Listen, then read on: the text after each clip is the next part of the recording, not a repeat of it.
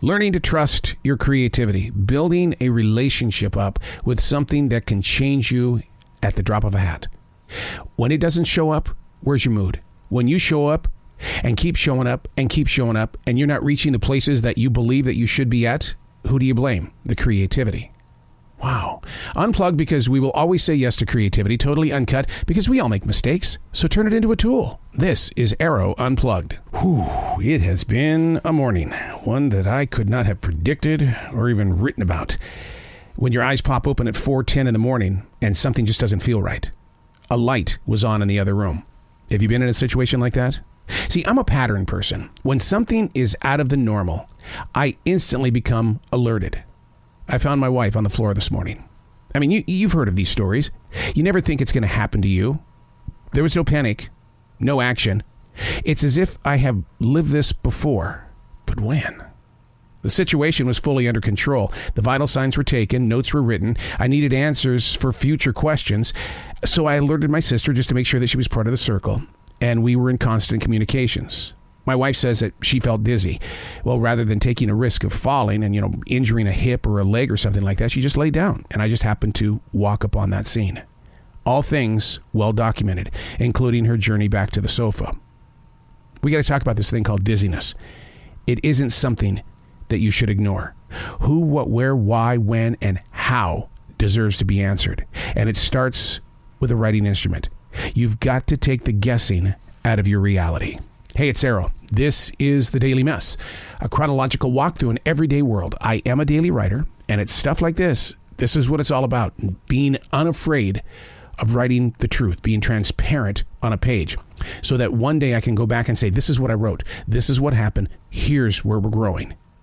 And that's the thing about it, is that so many people refuse to pick up a writing instrument. They'll text message a friend. They'll write something inside their notebooks, but that's it. It doesn't necessarily document a situation such as this. This is The Daily Mess. I'm not really sure how this day is going to play out. I mean, do any of us really know how a day is going to play out?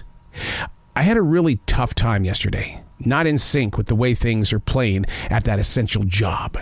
Yeah, jobs are getting back to being jobs again. They're treating their employees like the way they used to do. I guess they're back to the new normal. They're trying to get back to that new normal by rearranging the late night hours, staying open longer, which I'm not finding that to be a very peaceful walk. It's poisoning me, and it did so all day yesterday. And then I received a message from Mr. Joe Lindsley in Ukraine. He's traveling through the war-torn nation. He's a journalist, but I know him as Joe from across the street, that little kid who grew up and went to Fox News and found himself during COVID-19 trapped in Ukraine. And then when the war broke out, in his heart he said, I'm supposed to be here. So I was thinking about Joe Lindsley yesterday. During my day of, oh, poor, pitiful me, they want me to work one more extra hour. See, Joe speaks of his late nights when we talk. The sounds of the distant explosions and the visible presence of burned out buildings and wide open land. And I'm complaining about staying out there a little bit longer at my essential job. That's just not fair. It's not fair. I have nothing really to complain about. We are such a selfish generation. So many little things invade our emotional space, and then we bump into a moment of reality by being introduced to a deeper darkness. Joe Lindsley in Ukraine. Yet those that are living it aren't letting it infect their walk and way.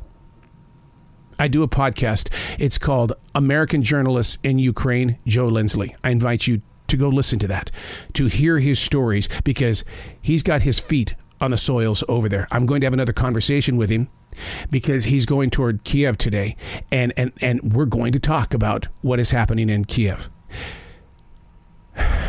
And yet I'm so disappointed in myself for the way that I acted yesterday, because I allowed one more hour in the day, later at night, to poison my day. And you know what happens when you allow yourself to be poisoned? It infects anyone and everyone you come in contact with. They can feel it and see it miles away. And in their mind, they could have been thinking, I'm going to go there today because I can get an up from him. Now, I talk about this as well. I did everything humanly possible to make sure that nobody knew of my place in thought. And the reason why is because I'm a motivator.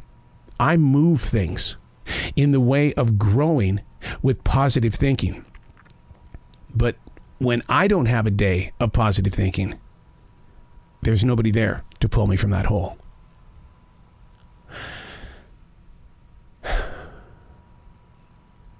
Joe Lindsley, the American journalist in Ukraine, so many thousands of miles away, and he's the one that pulled me out. I'm Arroe, and that's the Daily Mess.